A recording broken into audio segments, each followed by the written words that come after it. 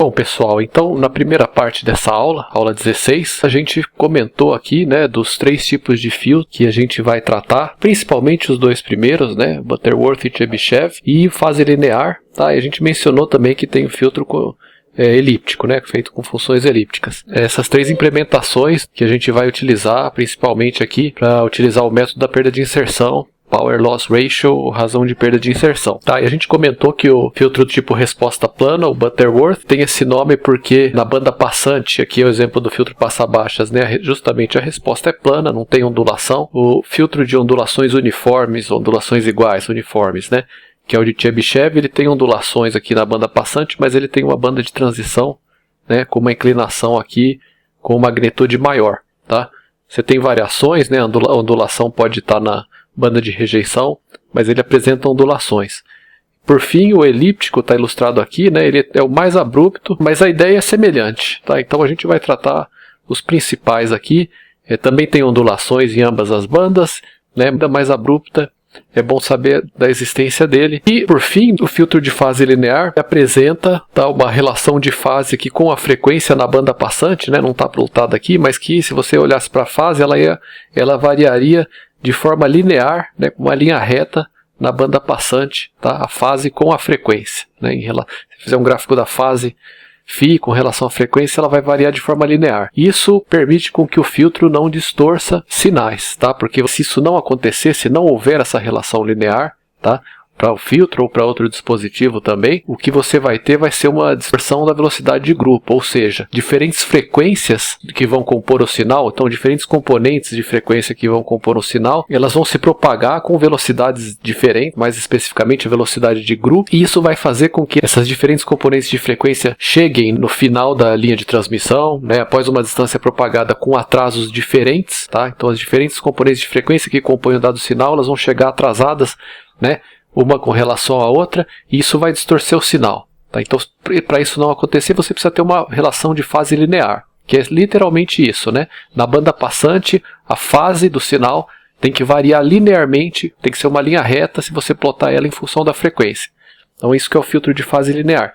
Ele não é tão bom como um filtro em termos de rejeitar a banda indesejável, né? A banda de rejeição, vamos colocar assim. Ele não vai ser tão eficiente nesse sentido, mas ele distorce menos o sinal, e ele filtra uma quantidade aí razoável, tudo bem? Bom, então vamos dar uma olhada primeiro no filtro resposta plana ou de Butterworth. Essa implementação da função de razão de perda de potência, né, a PLR, Power Loss Ratio, ou função razão de perda de potência em português. Então aqui é a perda de inserção, está relacionado com o inverso da perda de inserção, como a gente viu. Fornece a resposta mais plana na banda de passagem, na banda passante, para uma dada ordem do filtro. Então a gente vai ver as diferentes ordens. Se você fixar a ordem, né, comparar filtros com a mesma ordem, o Butterworth vai ter, né, a resposta mais plana na banda passante. A resposta é também conhecida como binominal, e para um filtro passa-baixas é 1 mais uma constante vezes um polinômio de ômega. Tá? Então lembra que a gente viu, né, no final da parte 1, qual que tinha que ser a cara da função PLR para você ter, né, uma resposta correspondendo à realidade física. Como a gente comentou, né, todas as propriedades do gama, módulo do gama quadrado é uma função par, e tendo isso, a gente concluiu que o PLR tinha que ter essa cara. Então tem que ser 1 mais um polinômio de ômega ao quadrado. Tudo bem? Ou a razão de polinômios, né, é um polinômio. Tá? Então tem que ser alguma coisa desse tipo. E daí, um caso particular, esse de Butterworth, onde a razão de perda de potência vai ser isso aqui. 1 mais k ao quadrado, k é uma constante, vezes ômega sobre ômega c, né? Frequência angular de corte, ômega c aqui, elevado a 2 vezes n, tá? Onde n é a ordem do filtro. Então, elevado a 2n, n é a ordem do filtro, tá? N igual a 1, filtro de ordem 1 e assim por diante. Ômega c é a frequência de corte angular, né? E k é uma constante que especifica a perda de inserção na frequência igual à frequência de corte. Note que se você fizer ômega igual a ômega c, o termo dentro do parênteses aqui vai se tornar 1. Então, 1 elevado a qualquer, né, expoente vai dar 1, e você vai ter 1 elevado a 2n vai dar 1, e daí você vai ter 1 mais k quadrado aqui para PLR na frequência igual à frequência de corte. Ela vai ser 1 mais k quadrado. Então, esse k aí vai determinar aí qual que vai ser a razão de perda de potência, né, a perda de inserção na frequência de corte. A gente vai falar no próximo slide um pouquinho mais sobre isso. A faixa de passagem corresponde a né, um filtro passa-baixas a faixa de frequências angulares entre 0 e ômega C, tá? Como a gente já está vendo aí, tudo bem? Bom, a perda de inserção em ômega igual a ômega C, ou na frequência de corte, como a gente acabou de comentar, né? O termo dentro do parênteses vai se tornar 1 e vai ser isso daqui, tudo bem?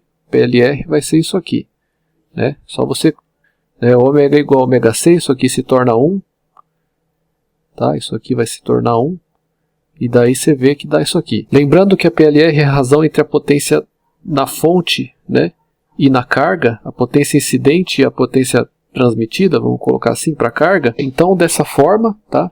Para K igual a 1, temos um ponto de menos 3 dB em ômega igual a ômega C. O que isso quer dizer? Né? Se você fizer K igual a 1 aqui, o que você vai ter? PLR igual a 2. Mas vamos lembrar que o PLR é o inverso da transmitância. Então, a transmitância vai ser 1 sobre 2, né? 1 meio, tudo bem? Portanto, isso significa que metade da potência é transmitida. Então você tem ponto de 3 dB. 3 dB é metade, né? Menos 3 dB. Então tá, esse caso ilustra aqui, né? Como que o K, se você aumentar o K, né? Você vai ter o quê, né? Você vai ter uma potência transmitida, uma transmitância menor. Se você diminuir o K, você vai ter uma transmitância maior na frequência de corte, mas o K vai determinar o PLR ou a transmitância exatamente na frequência igual à frequência de corte. A gente já vai ver isso no gráfico, vai fazer mais sentido. Para ômega maior do que a frequência angular de corte, a atenuação aumenta monotonicamente, né, com a frequência. Então a atenuação vai cada vez mais aumentar com a frequência. A gente já vai ver as curvas.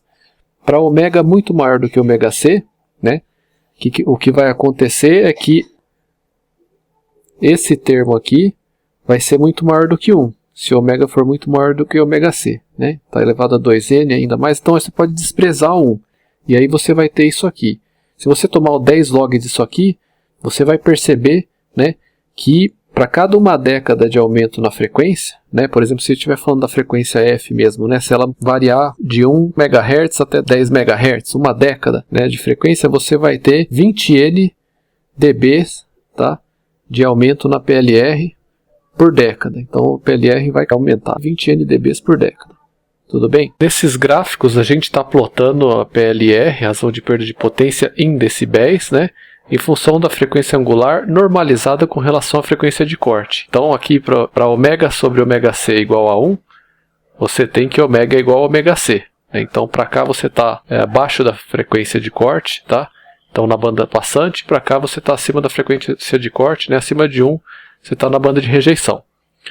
Isso aqui é para K igual a 1, tá? Esses gráficos são para K igual a 2, a gente vai ver também para K igual a 5 e 10. E, né, as diferentes cores aqui das curvas correspondem a diferentes ordens. Na verdade é N minúsculo aqui, mas é esse N, tá? O N maiúsculo mesmo, a ordem do filtro.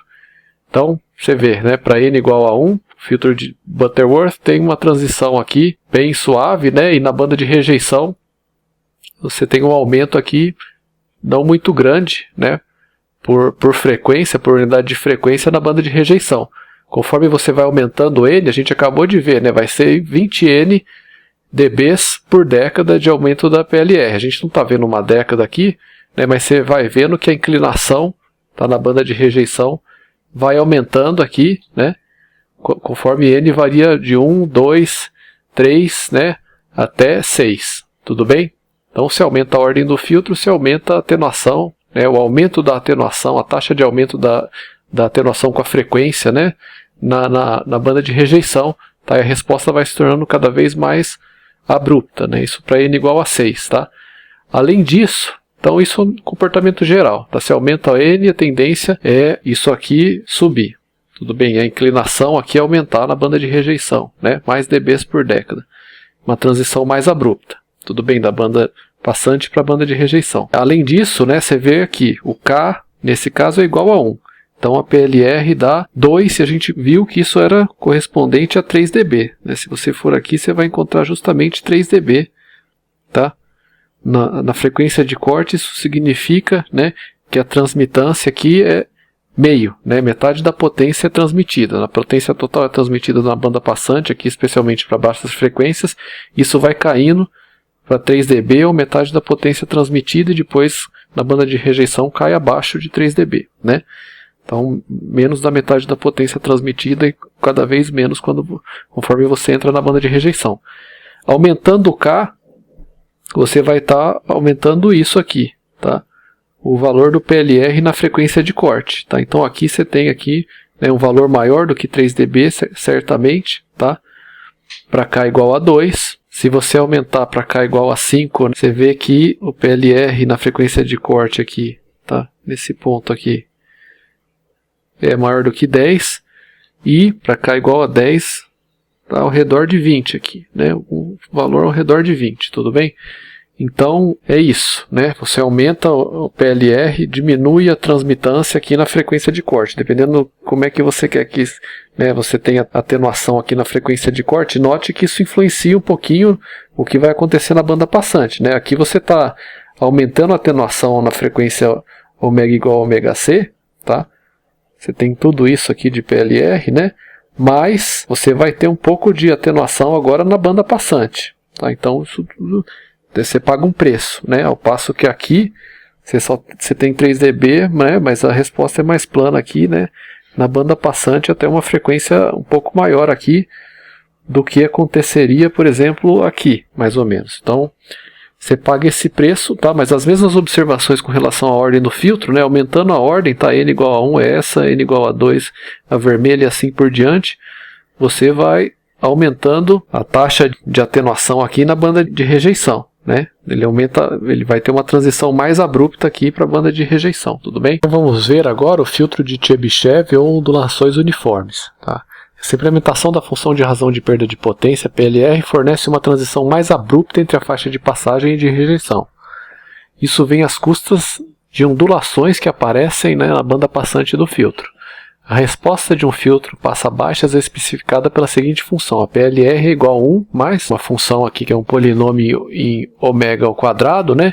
Que vai ser isso aqui. K ao quadrado, K é uma constante, vezes Tn de ômega sobre ômega c ao quadrado. Tn é o enésimo polinômio de Chebyshev de primeira ordem. Então como é que são os polinômios de Chebyshev, né? O polinômio de Chebyshev é expresso matematicamente na seguinte forma. Uma alternativa é expressar nessa forma de cima, a outra alternativa essa aqui de baixo. Então, né, você pode escrever para n igual a 0, t0 de x igual a 1, sempre t0 vai ser 1, uma constante, t1 de x vai ser próprio x, e a partir disso, né, t2, t3, etc. e tal, o tn de x é igual, sempre, né, 2 vezes x vezes o tn menos 1 de x, nesse caso para o t igual a 2 seria o t1 de x, então 2x vezes t1, para o n igual a 2, seria 2x vezes x, 2x quadrado, menos tn menos 2 de x. Então, nesse caso, para n igual a 2, se a gente vai escrever no n igual a 2 aqui, seria menos, né, t0 de x, que é 1. Tá? Então, 2x quadrado menos 1, e daí, quando você for calcular o t3 vai ser função de t2, né, que vai entrar aqui, e de t1 que vai entrar aqui, e assim sucessivamente, tudo bem? Para n maior ou igual a 2, você tem isso aqui. No nosso caso, né, note que na função ali aparece polinômio ao quadrado, então tn ao quadrado de x igual ômega sobre ômega c, tudo bem? Vamos lá, né? Se a gente for para o slide anterior, você vê que o x é isso aqui, tá? Ômega sobre ômega c. Então, basicamente é isso. Alternativamente, você pode escrever da seguinte forma. Tn de x, para x entre 0 e 1, isso corresponderia, né, lembrando que x é ômega sobre ômega c, valores de ômega abaixo de ômega c, nessa faixa aqui, ou seja, na banda passante. Tn de x vai ser cosseno de, o argumento, n vezes arcosseno de x. Tá? Lembrando que o x aqui se substitui ômega sobre ômega c do nosso caso. Na banda de rejeição, né, se a gente argumentou aqui que x é ômega sobre ômega c é maior que 1, significa que ômega é maior que ômega c, isso aqui é a banda de rejeição, esse segundo caso aqui. Aí tn de x, por outro lado, vai ser o cosseno hiperbólico no lugar do cosseno desse argumento, que é n vezes o arquicosseno hiperbólico de x. Tá? De novo, x é ômega c. Então, forma alternativa de você escrever, e aqui o comentário que a gente acabou de fazer, no caso da PLR, x igual a ômega sobre ômega c, tá? E você tem os polinômios de Chebyshev elevados ao quadrado, né? Você calcula o polinômio e eleva ao quadrado, tá? Se você usar esse polinômio, né, você vai ter ondulações na banda passante. A função que isso aqui vai descrever né, vai ter ondulações na banda passante, mas vai ter uma transição mais abrupta, tá, ok? Então esse gráfico aqui mostra os polinômios de Chebyshev de diferentes ordens, de 0 até 4, para a banda passante. Na verdade isso aqui é x, né, de menos 1 a 1. Então se x é ômega sobre ômega c, né, de menos ômega sobre ômega c até ômega sobre ômega c, então você tem teria frequências negativas aqui, né, pro lado de lá, você tem isso. Então você vê, né, o T0, essa curva azul, ele vai corresponder a esse cara aqui. A gente viu que o T0 era 1, então ele é 1, né, uniforme ao longo de qualquer valor de x ou ômega sobre ômega c. T1 era igual ao próprio x, né, ou igual ao ômega sobre ômega c. Então você vê que você tem uma reta aqui com derivada unitária, né, ou seja, onde você tem x igual a 1 aqui, você vai ter o t, né, 1 igual a 1 também, então essa reta amarela. A partir daí você tem o D2 que a gente escreveu, né, T3 e assim por diante, que vão ser polinômios, e aí perceba, né, a curva verde, né, T2, a curva vermelha T3 e a curva roxa T4, que você vai tendo ondulações e cada vez um número maior de ondulações conforme você aumenta a ordem do polinômio de Chebyshev. Então é isso que a gente mais ou menos vai observar na banda passante. Se aumenta a ordem, você tem mais e mais ondulações na banda passante, mais na banda de rejeição, que não está mostrado aqui, o decaimento é mais abrupto. Tá? Isso vai ficar explícito nos próximos gráficos. Então aqui a gente vê as respostas de Chebyshev para diferentes ordens. De novo, o N aqui é o N maiúsculo, né, do slide anterior. E diferentes valores de K. Tá? A observação com relação à constante K é a mesma. Tá? Você vai ter a mesma que para o filtro de Butterworth, né? Por exemplo, para K igual a 1, você vai ter 3 dB aqui, né, de PLR na frequência de corte. Conforme você for aumentando o K, você vai tendo uma atenuação cada vez maior na frequência de corte. Tudo bem? K igual a 2, K igual a 5, maior ainda, né, maior que 10, e K igual a 10, você tem 20. Então, exatamente a mesma observação. Aumentando a ordem, curva azul escura aqui de baixo é para N igual a 1, vermelha para N igual a 2, amarela 3, roxa 4, verde 5 e azul clara 6. Conforme você aumenta a ordem, você vai tendo uma transição mais abrupta, né, da banda passante para a banda de rejeição. Né? O filtro atenua mais a banda de rejeição e você tem uma atenuação mais abrupta. Só que, em conjunto com isso, você tem mais ondulações. Né? Compara a curva azul clara aqui, que tem um monte de ondulações, com a curva azul escura aqui, que tem praticamente uma, né, na banda passante. Tudo bem? A mesma coisa aqui, tá? E para os outros gráficos, onde se muda o valor de K, mas a ordem tem o mesmo efeito de transformar aqui, né, a transição entre a banda passante e de rejeição mais abrupta, no sentido da seta aqui, conforme você aumenta a ordem, mais de você ter mais ondulações na banda passante, que é essa banda aqui. Tudo bem? Se a gente comparar os filtros de Butterworth e de Chebyshev, né, por exemplo, para K igual a 1, a gente vê aqui, né, Butterworth para N igual de 3 a 5, né? 3, 4 e 5, vermelho, Chebyshev 3, 4 e 5. Você vê que, né, o filtro de maior ordem de Butterworth, que é 5, nesse conjunto aqui, tem uma transição menos abrupta que o filtro de menor ordem, que é o Chebyshev igual a 3. Então você precisa de uma ordem bem maior no Butterworth para ter uma transição tão abrupta quanto o Chebyshev. Mas você vê que você vai introduzindo com isso bem mais oscilações aqui, né? Isso significa que você vai ter frequências aqui que você vai deixar passar mais e outras que você vai deixar passar menos dentro da banda passante, no caso do Chebyshev. Tudo bem? Mas você vê também que o K aqui, né? O efeito dele K igual a 1, 3 dB é exatamente igual em ambos os casos, né? A gente vê nesse ponto aqui, coincide, tá? E assim por diante, né? Tá? Ele coincide em todos os pontos, mas esse efeito, né? E daí você vai tendo oscilações cada vez maiores, né? No caso do Chebyshev, você vê que não convém você utilizar um valor de K muito alto, porque você vai ter oscilações com amplitudes muito grandes aqui na banda passante, né? Isso é indesejável, tá? Então, se você pode tolerar oscilações aqui, certamente elas não vão poder ter uma amplitude muito grande, né? Note que se é 3 dB de oscilação aqui, no caso do Chebyshev, isso significa que dentro da banda passante você tem, num ponto aqui, né, metade da potência passando, no outro ponto a potência passando integralmente, né? Então perceba isso, se você aumentar isso mais ainda, você vai tem uma banda passante aí com uma oscilação inaceitável. Então, pessoal, a ideia não é tratar em muita profundidade, mas vamos dar uma visão geral aqui do filtro de fase linear, tá? Os filtros descritos anteriormente especificam a resposta em frequência em termos da amplitude, que não vai acontecer no filtro de fase linear.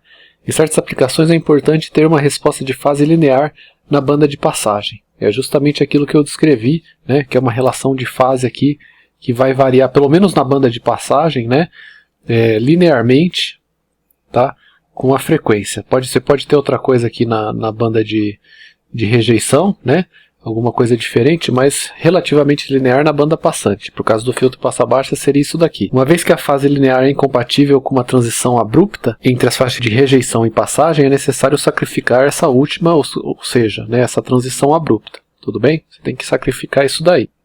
A abordagem utilizada é realizar a síntese da fase diretamente. Então você vai projetar a fase diretamente, tá? E a fase vai ter essa forma aqui, né? Vai ser uma amplitude vezes ômega, então aí você vê a linearidade, né? A fase vai ser uma amplitude vezes ômega e vezes essa função aqui que é 1 mais da mesma forma um polinômio, tá? Onde φ de ômega é a fase da função de transferência de tensão, né? A e P são constantes, então A é uma amplitude, P é outra constante, e você tem aqui essa função aqui entre colchetes, né? Sendo 1 mais P constante vezes ômega sobre ômega C elevado a 2N. Tudo bem? Então a fase vai ter essa forma aqui que lembra a forma que a gente acabou de ver ali para PLR. O atraso de grupo é a derivada, tal D de delay, né? Derivada da fase, né, com relação ao ômega, tudo bem? E ele vai ser igual a isso aqui. Vocês podem diferenciar isso aqui com relação ao ômega e vocês vão ver que vocês vão obter isso, né? A vezes o que está entre colchetes aqui, 1 mais P vezes, entre parênteses, 2N mais 1, vezes o termo aqui, né, ômega sobre ômega C elevado a 2N. Então, isso aqui é o atraso de grupo. O que é o atraso de grupo? Né, em função da frequência. O atraso de grupo vai ser função da frequência.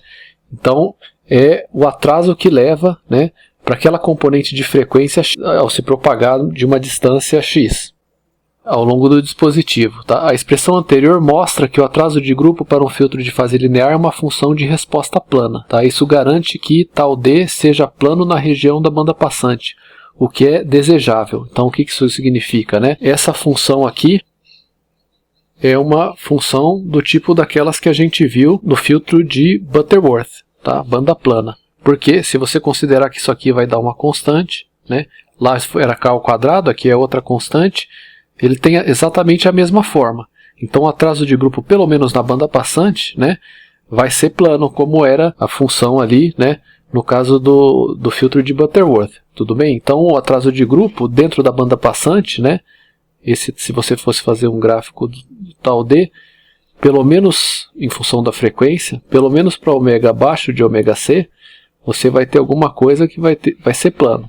Para lá pode variar, né, na banda de rejeição, mas isso não tem problema. Ou seja, diferentes componentes de frequências na banda passante vão ter atrasos de grupo iguais, tudo bem?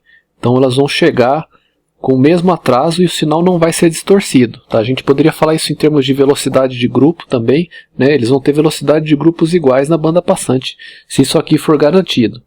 Tá? Você pode analisar isso aqui dessa forma aqui, né? Isso aqui também tem a mesma cara de função de banda plana, que para ômega menor do que ômega C é relativamente constante, não é isso? E daí você vê que se isso aqui é relativamente constante, pelo menos para ômega abaixo de ômega C, a fase vai ser uma constante vezes ômega, ou seja, vai variar linearmente com a frequência angular e com a frequência normal também.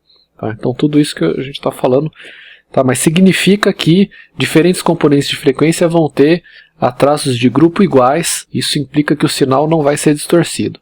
Se diferentes componentes de frequência tiverem diferentes atrasos ou velocidades de grupo, haverá distorção de sinal. Então, eles tendo atraso de grupo igual, não há distorção de sinal. Isso é evitado com o filtro de fase linear, que ele é projetado de novo, tá? Você, através diretamente aqui da fase da função de transferência e não da PLR, não da amplitude. Então aqui é mostrado, né, em termos de ganho e de atraso de grupo, a resposta de um filtro de Chebyshev, só para ter uma noção, né? A gente acabou de falar do filtro de fase linear, em função da frequência normalizada em função de ômega C ou ômega zero, né? Em função da frequência de corte. Então, para ômega sobre ômega 0 ou ômega sobre ômega C igual a 1, aqui você tem a frequência de corte, tá? Você vê que é um filtro de Chebyshev, né? Através da amplitude aqui do ganho, que ele tem ondulações aqui na banda passante, tá? Em uma transição relativamente abrupta, então a curva verde. Mas olhando para o atraso de grupo, você vê que ele é um filtro péssimo em termos de distorcer o sinal. Na banda passante, cada ponto aqui, né? Ó, especialmente quando você se aproxima aqui da faixa de transição, da frequência de corte, você tem uma variação muito abrupta do atraso de grupo. Um atraso de grupo aqui que é praticamente o dobro do atraso de grupo que você teria aqui. Isso significa que um sinal aqui, né, que eu passe uma dada banda aqui, ele seria certamente distorcido, tá? O atraso de grupo teria que ser relativamente aqui constante. E daí, né, o filtro de fase linear é o que tem a melhor resposta. O de Butterworth é um pouquinho menos pior. O Chebyshev e o elíptico, vocês podem ver que ele é ruim nesse sentido, tá? Agora vamos falar um pouquinho só do filtro de função elíptica, né? O filtro de função elíptica consegue fornecer menor largura de transição entre as bandas de passagem e rejeição. Então ele vai ser mais abrupto ainda que o de Chebyshev, tudo bem? Além disso, esses filtros permitem especificar uma atenuação mínima da banda de rejeição, tá? E uma atenuação máxima na banda de passagem. E aqui, essas tabelas aqui, elas sumarizam as propriedades do grupo em termos de linearidade de fase e a banda de transição. Tá, então, nesse sentido aqui, você tem menor ordem para a mesma banda de transição. Tá, então, fase linear é pior nesse sentido. Butterworth tem uma banda de transição menor. O de Chebyshev menor ainda, né? Você precisa usar um filtro com menor ordem para ter a mesma banda de transição. E o elíptico tem uma transição mais abrupta ainda. Você precisa de uma ordem menor para ter essa transição pequena. Agora, com relação à fase, é o contrário, tá? O pior aqui é o elíptico, depois o Chebyshev. O de Butterworth é um pouco menos pior e o de fase linear é o que tem a resposta de fase, né, mais linear aqui na banda passante. Tudo bem? Então basicamente é isso, pessoal. Na próxima aula, que é a aula 17, nós vamos ver como isso se traduz em termos de projetar os componentes de circuito, né? Como é que você projeta um circuito mesmo para ter uma resposta de Butterworth ou de Chebyshev, tá? A gente vai começar a ver isso, como é que fica o circuito para esses filtros passivos, né? Para essas frequências de RF microondas.